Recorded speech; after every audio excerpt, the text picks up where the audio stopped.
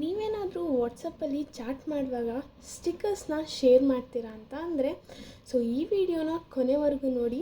ಅವ್ರಿಗೆ ವಾಟ್ಸಪ್ ಅವರು ಹೊಸ ಅಪ್ಡೇಟ್ನ ತಂದಿದ್ದಾರೆ. ಏನೋ ಅಂತ ಹೇಳ್ತೀನಿ, ವಿಡಿಯೋನ ಸ್ಕಿಪ್ ಮಾಡದೆ ಕೊನೆವರೆಗೂ ನೋಡಿ. ನೀವೇನಾದ್ರು ವಾಟ್ಸಪ್ ಚಾಟಲ್ಲಿ ಸ್ಟಿಕ್ಕರ್ಸ್ನ ಸೆಂಡ್ ಮಾಡಬೇಕು ಅಂತ ಅಂದರೆ ಬೇರೆ ಅಪ್ಲಿಕೇಶನ್ಸ್ನೆಲ್ಲ ಯೂಸ್ ಮಾಡಬೇಕಾಗಿರುತ್ತೆ. ಸೊ ಅದಕ್ಕೂ ಸ್ಟೋರೇಜ್ ಬೇಕು ಅಪ್ಲಿಕೇಶನ್ ಇನ್ಸ್ಟಾಲ್ ಮಾಡೋದಕ್ಕೆಲ್ಲ. ಬಟ್ ಆದರೆ ಈಗ ಆ ಪ್ರಾಬ್ಲಮ್ಸೇ ಇಲ್ಲ. ಯಾಕೆ ಅಂದರೆ ನಮಗೆ ವಾಟ್ಸಪ್ ಅವರೇ ಹೊಸ ಅಪ್ಡೇಟ್ನ ಬಿಟ್ಟಿದ್ದಾರೆ. ಸೊ ಏನು ಅಪ್ಡೇಟ್ ಅಂತ ಅಂದರೆ ಡೈರೆಕ್ಟು ನೀವೇ ಸ್ಟಿಕ್ಕರ್ಸ್ನ ಕ್ರಿಯೇಟ್ ಮಾಡ್ಬೋದು. ಸೊ ಅದು ಯಾವ ರೀತಿ ಅಂತ ಈಗ ನಾನು ತೋರಿಸ್ಕೊಡ್ತೀನಿ ಬನ್ನಿ.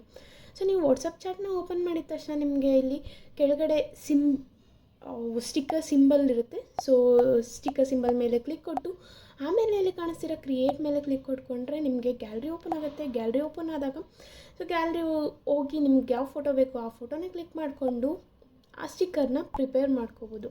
ಸೊ ಇವಾಗ ಬೇರೆ ಅಪ್ಲಿಕೇಶನ್ಸ್ನೆಲ್ಲ ಡೌನ್ಲೋಡ್ ಮಾಡೋ ಅವಶ್ಯಕತೆ ಇಲ್ಲ.